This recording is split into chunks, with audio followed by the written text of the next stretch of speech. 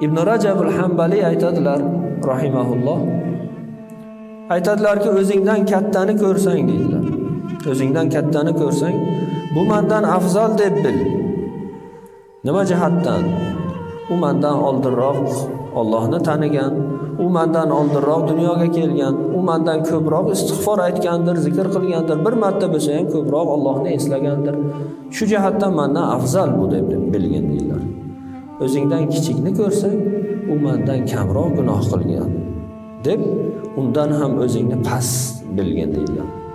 O'zingdan kichikni ham o'zingdan afzal bil, o'zingdan kattani ham o'zingdan afzal bil. O'zing tengini qanday undan afzal bilasan o'zingni deydilar. O'zing tengi bo'lsa, u albatta sendan afzal bo'lishi mumkin. Ehtimoli katta sendan afzal bo'lishligi, o'zingdan kichik, o'zing tengi odam deydilar.